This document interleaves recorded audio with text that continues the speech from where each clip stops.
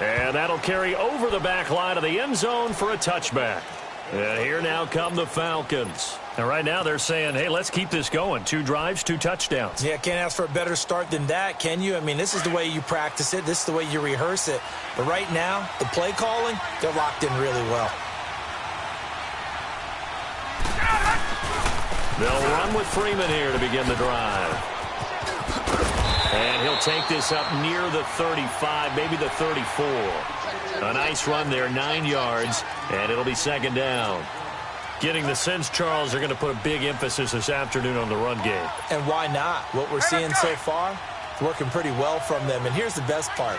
We always talk about the best performers do their job when the lights come on. I think he likes natural light best. The former Indiana Hoosier here, Tevin Coleman. And he'll get this only up to about the 35. DeMarcus Lawrence in on the tackle.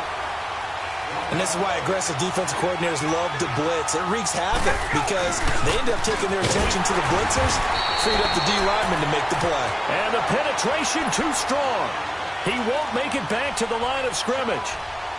How about the fellas with the stars on the side of their helmets rising up on defense? We always hear about the Cowboys' rushing offense.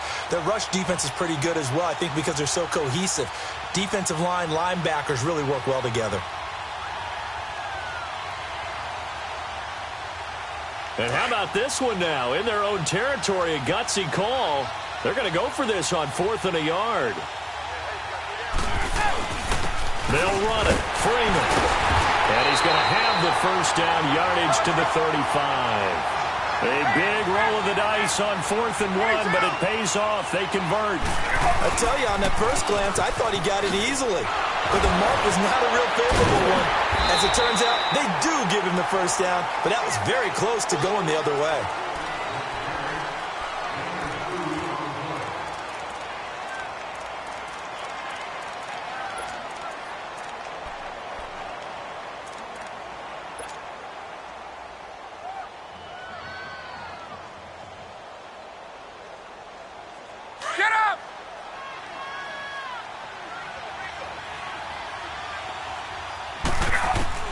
Now they'll throw it with Ryan.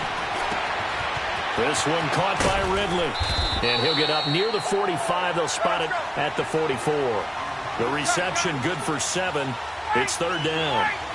And, boy, they had high praise for this rookie receiver when we asked the coaches about him, didn't they? They certainly did, and obviously they liked his measurables. Otherwise, they wouldn't have brought him onto the team. Height, weight, speed, all of that.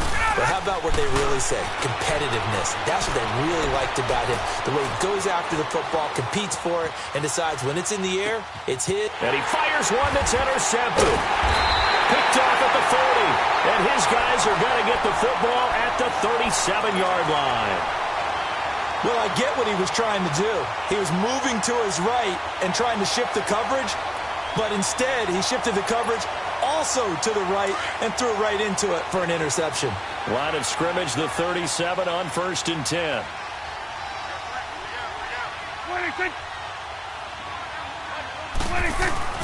A first down carry by Elliott. And he'll get 3 down to the 34-yard line. One thing to keep in mind, partner, especially in the second half, when you've got a running back of this size, of these dimensions, I can just tell you, attrition does set in for a defense because you're excited about hitting him in the first half, maybe not so much in the second half, and some of these shorter gains turn into bigger runs later. And that play going absolutely nowhere as he's belted before he could get out of the backfield. That'll be a loss of a yard, and it leads to a 3rd down.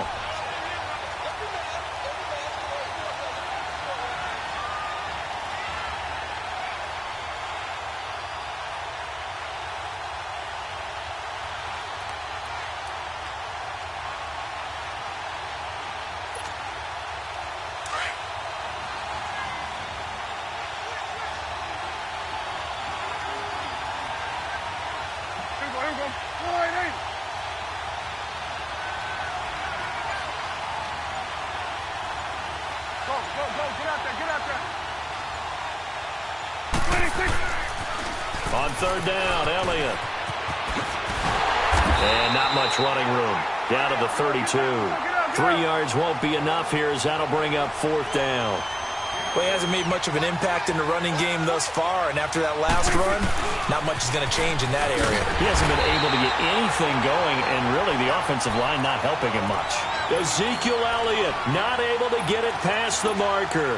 And the Falcons defense stands tall. They'll get the football back. The fourth down run successful. Now they look to pay it off on first down. They begin the drive with Coleman. And now off to the races, down the right side. Touchdown, Falcons. Tevin Coleman, 66 yards. And the Falcons will extend their lead. Well, a lot of things have to go right for an option pitch to be successful. Everything lined up there on the long run. It does, because you have to make the proper read. It doesn't matter what guy you've decided is going to be read on the defensive front. You still have to execute it. If he comes to the quarterback, you saw there, pitch it out to the running back, and off he goes. A lot of teams don't like to run the option because they don't like having their quarterback hit. And now Dallas gets set to take the field. And last time this unit was out here, costly turnover, and then that turned into 6 points. They've got to make amends. And how many times have we sat in meetings with coaches and they use the term complementary football? Offense take care of the defense, defense take care of the offense. That didn't happen on the last possession. This is a chance for them to pick themselves back up and help their team. Well, we'll see if they can recoup and recover. And he was hit as he threw it there, and it forces it incomplete. This defense has been very disruptive early on as they force another one to go awry. Seems to be the front and the back end. Pass rush, they've been able to get home, and they're taking the ball away in coverage as well. I love how you put it together. The front and back working in sync, only way to play good defense. Throwing, Prescott. Now the pressure comes, and he goes down. Just inside the 10, back at the 9. Takk McKinley in there to bring him down for a loss of 7. After the sack, they'll come up now 3rd and long. Yeah, I wouldn't be surprised to see them run the ball here just to try and get some space. Hey, got three down. Tighten up. This is forward flight. Gun. Hey, 47. No run call here. They'll look to throw instead. And he takes a shot on the release as this will be incomplete. Not only was the call spot on, how about the execution of that defense right there? The zone was absolutely locked up tight. He was trying to force it in there on 3rd down. But if there's a time to force it, he felt like he needed to make a play, right? Yeah, exactly right. 3rd down, you got to try and find something. There's nothing available there for him. So from their own end zone here, this kicks away.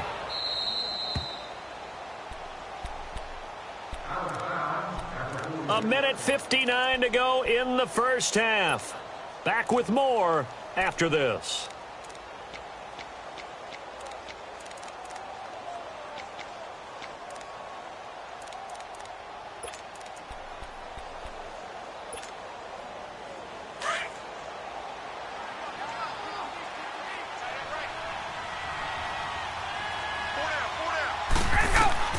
On first down, Ryan. Got position on him, and he pulls it in. A gain of 32 that time. That's a big-time pitch and catch right there. And, partner, I remember the days when quarterbacks would try this. They were holding their breath. But nowadays, they're counting on their receiver to be just a little bit better than the defensive back when it's one-on-one and the ball's in the air like that. Throwing on first down, but this one winds up to be incomplete. And he just throws this one away. Smart decision here this close to the end zone, and it brings up 2nd down. An incomplete pass on first down. That leads to a 2nd and 10.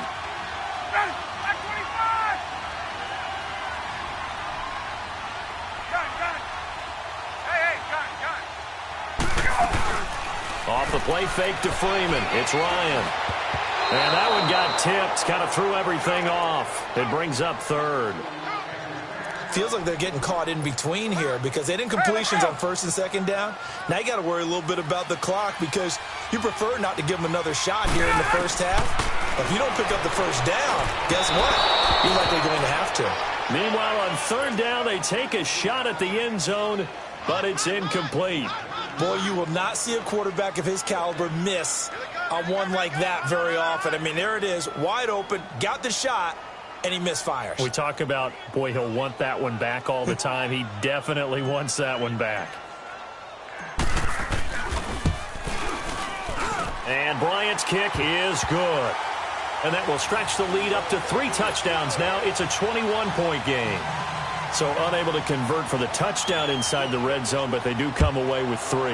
Yeah, it's a 32-yarder. That's essentially an extra point nowadays, right? Because it's 33 as a general rule for these guys. So it should be a simple kick.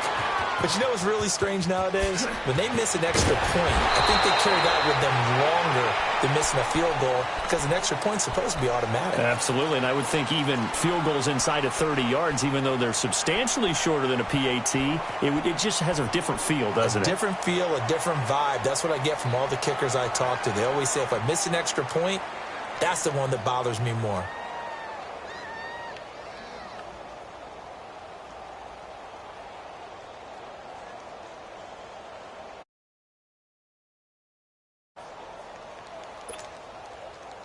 So here's a 1st and 10 at the 38.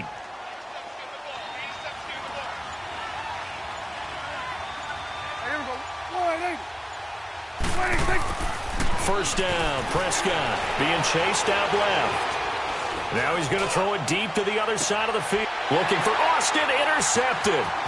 Ricardo Allen with a pick. And the return just out across the 15 to the 16-yard line. Okay, it's real simple to say from here, but we know that sometimes when to say when and just throw it away. Flushed out to the right, tries to make something out of nothing here, and he winds up floating one downfield that gets intercepted. This is Freeman on 1st and 10. And maybe a measure of revenge there. He's had his way in this one, but this time they get him behind the line. It'll be a loss of a yard, and that'll bring up a 2nd and 11.